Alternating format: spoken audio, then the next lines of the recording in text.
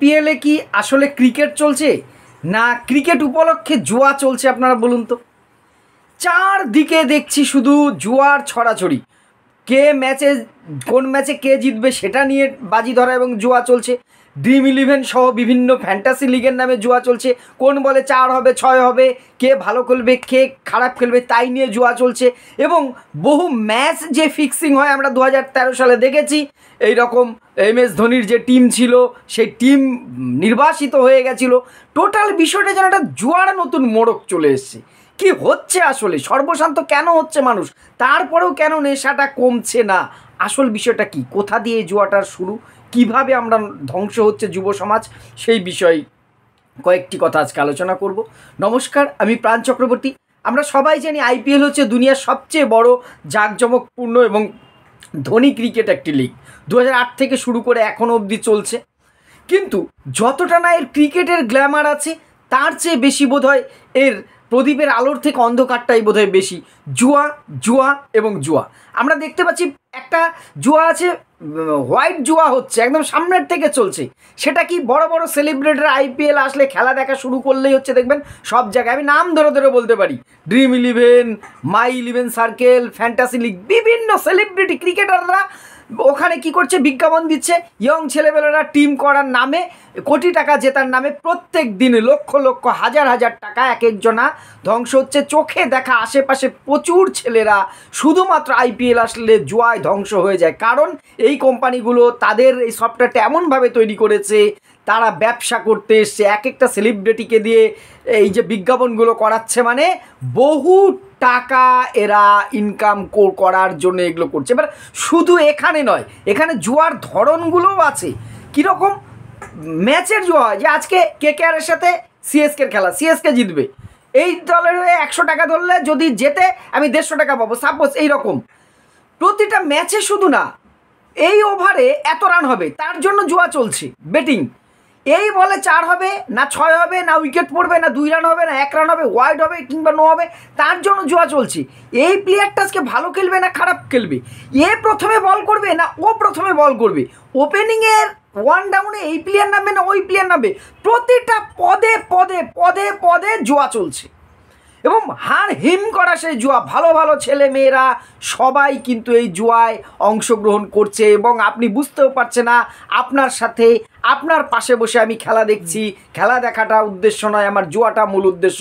এখানে কোনো নির্দিষ্ট দলের সমর্থকের চেয়ে কোনো বিশেষ বলে আমি 4 হবে এই জন্য টাকা লাগিয়ে যটা 4 হোক সেটা চাইছি, তাতে আমার টিম জিতলো হারলো সেটা বড় কথা নয়। প্রতি পদে পদে কিন্তু জুয়ার একটা বিরাট রমরমা চলছে। আর যদিও আমাদের দেশে কিন্তু এই জুয়া নিষিদ্ধ যে কোনো খেলায়, শুধুমাত্র হর্স রেস যেটা হয়, ঘোড়া দৌড়, কলকাতাতেও আছে, আপনারা জানেন রেস কোর্স, সেখানে একমাত্র জুয়া বৈধ, বাকি ক্ষেত্রে কিন্তু এই ধরনের জুয়া নিষিদ্ধ। তারপরেও কিন্তু শুধু তাই নয়, টসে কে জিতবে, ধরুন আজকে ম্যাচ হচ্ছে রাজস্থান ভার্সেস গুজরাট, সেখানে টসে কে জিতবে সেটা নিয়ে জুয়া হচ্ছে এবং প্রচুর মানুষ প্রচুর টাকা ইনকাম করে প্রথমে, তারপরে হেরে ভূত হয়ে যায়। আমার এখানে একজন আছে, একটা দোতলা বাড়ি IPL খেলে নাকি করেছে, শোনা কথা, সব উনি খেলে খুব, তারপরে এবার শুনলাম গতবার নাকি সে বাড়ি বিক্রিও করে দিতে হয়েছে।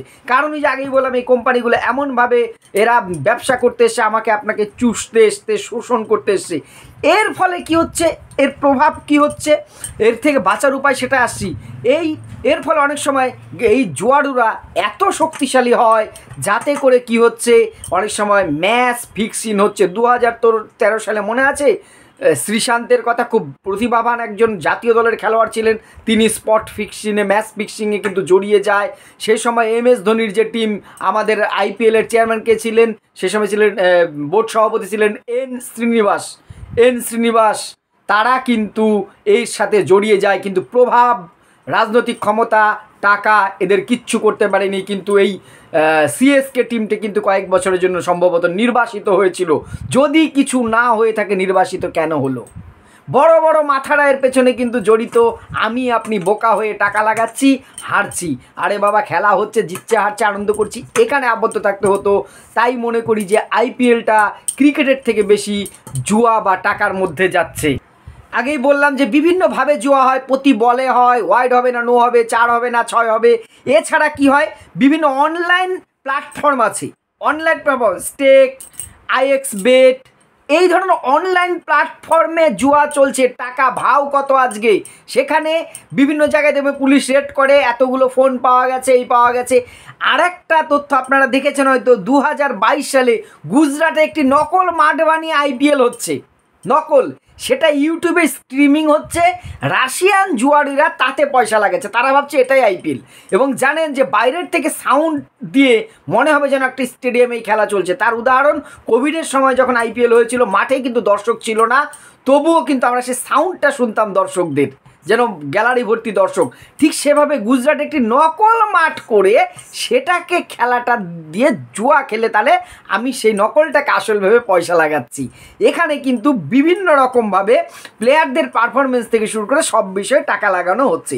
এর প্রভাবে কি হচ্ছে? আর্থিক ক্ষতি হচ্ছে। বহু মানুষ আইপিএল আসলে সর্বশান্ত হচ্ছে, কেউ স্বীকার করছে, কেউ করছে না। পরিচিত আপনারও আছে, পরিচিত আমারও আছে। তারা দেখবেন আইপিএল আসলেই যেন কেমন একটা উদ্ভ্রান্ত হয়ে ওঠে। কোথায় কে জিতছে, কে হারছে, তার চেয়ে বড় কথা তার টাকাটা উঠছে কি না, কত টাকা লাগাচ্ছে, এর ওপরে সামাজিক প্রভাব তো পড়ছেই। কিছু মানুষ যদি এরকম জুয়ার পেছনে ঢোকে, ক্রিকেট খেলাটাকে যদি জুয়ার পর্যায়ে নিয়ে যায়, তার প্রভাব তো পড়বেই। আর অপরাধ প্রবণতা বাড়ছে, অপরাধ প্রবণতাটা বাড়ারই কথা। বিভিন্ন রকমভাবে যখন আমি বারবার হারছি, আমার সেই টাকা তোলার জন্য চুরি ছ্যাঁচড়ামি এগুলো বাড়বে, এটাই স্বাভাবিক। এবং অনেক বড় বড় বুকি বা জুয়ারুরা কী করছে, খেলার রেজাল্ট বদলে দেওয়ার মতন, যেটা 2013-তে আমাদের সামনে এসেছে, এখন সামনে আসছে না, মানে কোনো ম্যাচ ফিক্সিং হচ্ছে না, এটা আমরা কি করে ধরে নেব? একবার ধরা পড়েছে। আমি তো মনে হয় আমার বহু ম্যাচ আইপিএলে কিন্তু এই জুয়ারিরা ফিক্সিং করতে সক্ষম এখনও, কারণ প্রত্যেকটা ম্যাচ দেখি না, অনেক ম্যাচই নাটকীয়ভাবে পরিবর্তিত হয়ে যায়। যে দল জেতার কথা হঠাৎ করেই কিন্তু পরিবর্তন, একটা দুটো ম্যাচ হতে পারে, এত ম্যাচ কি করে নাটকীয় পরিবর্তন হয়, এটা কিন্তু প্রশ্নের ঊর্ধ্বে নয়। বিশেষজ্ঞরা বলেন যে এর পেছনে রয়েছে জুয়া চক্র, আইপিএলটাকে নিয়ে একটা জুয়া চক্র চলছে। তাহলে এখান থেকে আমাদের বাঁচার উপায় কি? প্রথমত ব্যক্তিগতভাবে আমাকে আপনাকে সতর্ক হতে হবে। আইপিএল বা যে কোনো খেলা শুধুমাত্র বিনোদনের জন্য, আমার আপনার কষ্টার্জিত পয়সা সেখানে লাগিয়ে নিজেকে নিঃশেষিত করার কোনো মানে নেই।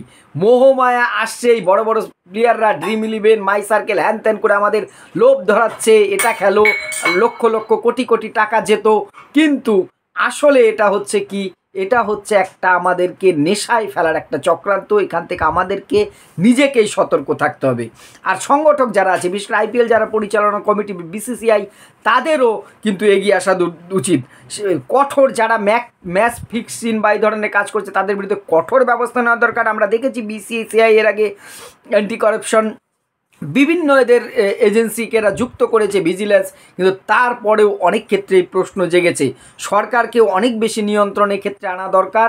এই সমস্ত যারা সেলিব্রিটি বা এই যে বিভিন্ন জুয়ার অ্যাপগুলো চলছে, তাদের কঠোর নিয়ন্ত্রণ করা দরকার। পাড়ার পটলা মদনা 500 টাকা লাগিয়েছে, তাকে না তুলে এর মাথায় কে আছে তাদেরকে তুলে নেওয়ার বোধহয় আগে দরকার। তাদেরকে কঠোর শাস্তির আওতায় আনা দরকার। না হলে খেলার নামে কিন্তু একটা জুয়া ভারতবর্ষে অবৈধভাবে বেড়ে চলেছে।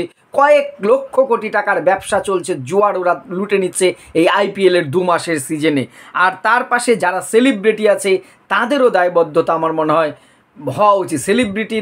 সেলিব্রিটি কারা বানিয়েছে? আমরা আপনা, তাদের তো দায়বদ্ধতা নেই। অনেক সেলিব্রিটি আছে, ব্যতিক্রমী আছে, রাহুল দ্রাবিড়, সচিন তেন্ডুলকর, এরা ব্যতিক্রমী আছে। কিন্তু বেশিরভাগ সেলিব্রিটি এরা পয়সার জন্য দেশবিরোধী কাজ করতে এদের চোখের পলক পড়বে না, আমি এটা দেখেই বুঝি। এরা মদ গাঁজা বিজ্ঞাপন দিতে পারে, মানুষকে জুয়া খেলায় উদ্বুদ্ধ করতে পারে। আমাদের বাঙালি এক তথাকথিত দাদা আছে, তাকেও দেখি, অন্যান্যরা তো আছেই।